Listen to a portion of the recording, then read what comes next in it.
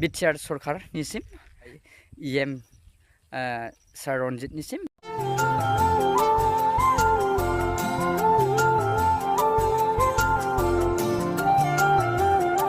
हेल' लोगोफोर फुंनि गोजोननाय बयनोबो हरबाय आरो नोंथांमोन बयखौबो आंनि चेनेलाव बरायनानै लाग्रोबाय। लोगोफोर दायो आङो नैबे अरनबारिनि एसे लांगोना मोखाङाव दंफैयो। आं बेयाव फैनानै आङो जोबोद सोमोनांदों। आङो जोबोद आसरित मोनदों। मानो आसरित मोनदों? थांनाय 30 तारिख जानुवारियाव बे एसे गोथौआव 2 नं खालबारियाव मोनसे इभेक्सन जानायखौ नोंथांमोना ससियेल मिडियानि गेजेरजों गोबाङानो नुबाय आरो मिथिदों। बेवहाय गोबां मानसियानो फैनानै बेयाव अनसुंथाइ होफैदों आरो नायफैदों। दा बे समावहाय जेब्ला आं फैदोंमोन अब्ला बेयो ओरैबायदि थासारियाव जादोंमोन। बेयाव माने लामानि अबस्थाफ्रा जोबोद गाज्रि, माने हाद्रि बेबायदि गाज्रि लामाखौ आं नुदोंमोन। नाथाय दिनैहाय मास मोनब्रै मोनबानि गेजेरावनो ओरैबायदि स्पिड माने बे हाग्रा गेजेरनि जि लामा बे लामाखौ मावनानै होबाय। 14 नं समस्ति बेवहाय सार रनजितआ गावनि जायगायावहाय नै हाग्रा गेजेरावनो बेबायदि मोजां लामा खालामनानै होबाय। गावसिनि फरेस्ट डिपार्टमेन्टनि पेट्रलिं खालामो। बेजों लोगोसे बे एरियानि मानसिफोरा थांलाय फैलाय बेफार फालांगि बा बाजाराव थांनो थाखाय बेबायदि मोजां सुबिदा खालामना होबाय।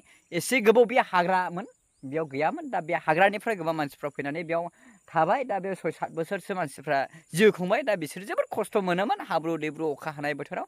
दा बेबायदि लामा खालामना होनो थाखाय बिसोरो जोबोद माने मोजां मोननाय फोरमायदों आरो जोबोद मोजां मोनो। दा लामाफ्रा बिराद हाइ फाइदै माने मोजां जाबाय आरो ना, खुनु जेबो डिस्टार्ब गैला। गोसोबायदि थांनो मानो हासिगोन। सिगांनि लामाफोरनिख्रुइ बहुद साबसिन जाबाय आरो बेयो हाग्रा एबा अरन नंलिया।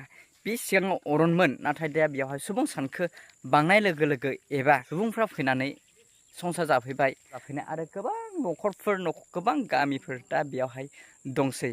नाथाय बियो सिगां आगोलाव बियो मोनसे अरनबारिमोन, दा अरनबारि नंलिया। दा नोंथांमोना गोबाङानो सोमोनांनो हागौ। थांनाय मास मोनथाम मोनब्रैनि गेजेराव बे लामाया गैयामोन। दा मास मोनब्रैनि गेजेरावहाय बेखौहाय फरेस्ट डिपार्टमेन्टनिफ्राय पेट्रलिं खालामनो थाखाय बेबायदि सुबिदा खालामना होनाय जाबाय। दा बिटिआर सरकारा बेखौ ओरैबायदि स्पिड मावदों, मास मोनब्रैनि गेजेरावनो बेखौहाय मावनानैहाय आबुं महर होबाय, लामा खालामनानै होबाय। गावसोर पेट्रलिं खालामनायजों लोगोसे बेयावनि थानाय रायजो राजाफ्रा बे लामाजों हान्था मेला खालामनो एबा थांलाय फैलाय बाजार दखानाव थांनो थाखाय सुबिदा खाबुफोर खालामना होनायखौ नोंथांमोना नुबाय जानांगौ। आंबो आसरित मोनदों। आं दिनै फार्स्ट टाइम, आं 5 मान्थसो जाबायमोन आं बाहाय फैया। नाथाय आं दिनै फैनानै आसरित मोनदों। जेब्ला इभेक्सन जादों 30 तारिख अब्ला बे लामाया बेबायदि महर गैयामोन। नाथाय दिनैनि गेजेराव बेबायदि जानायखाय आङो जोबोद आसरित मोनदों। माने लोगोफोर दिनैहाय बिटिआर गभर्नमेन्टआ गुसुं समनि गेजेराव बेबायदि जुदि लामाफोरखौ बा हाग्रा गेजेरनि लामाफोरखौ जुदि मोजां खालामना होनो हायोबा, हाग्राबारि मुराबारिखौ जुदि JCB लगायनानै दानस्रांनानै जुदि लामा खालामनो हायोब्ला नै बिसिबां मोजां सिलसिला लामानो बे जुदि लामा खालामनो हायोबा निसय गुबुनावबो बिटिआर सरकारा स्पिडै बा गोख्रै खामानि मावनो हागोन आं आसा खालामो। बिटिआर सरकारनिसिम इएम सार रनजितनिसिम बिथांमोना बे लामाखौ मावनानै गोबां मानसिफोरनो थांलाय फैलायनि सुबिदा खालामनो हानायनि थाखाय। मानो होनब्ला आं बेयाव दिनै फार्स्ट फैनानै आङो जोबोद गोजोननाय मोनदों। आङो जोबोद मोजां मोनदों। थारमाने बेवहाय गोबाव सम जाबायमोन बेयाव बेबायदि मोजां लामा गैयै, माने बेहाय जि दङ बियो बिराद गाज्रिमोन। दा बिदि जानायजों लोगोसे बाहायनि मानसिफ्रा बा हादाननि मानसिफ्रा गोरलैयैनो गुबुनाव दावबायनो थाबायनो हासिगोन बा थाबायलांनो बा बेफार फालांगि खालामनो हानायनि खाबु होनायनि थाखाय।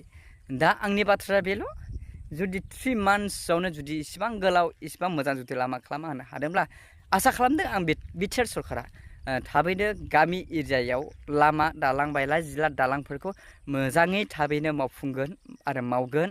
रिफायरिं खालामनानै गोबां रायजो राजाफोरजों अनसायजागोन आरो मोजां मोनजागोन होननानै आङो आंनि गोसोनिफ्राय मिजिंथिबाय। लोगोफोर दिनैनि भिडिअ'आ बेखिनिमोन। एसेयावनो दोनथ'बाय। जय बर' हारिनि जय।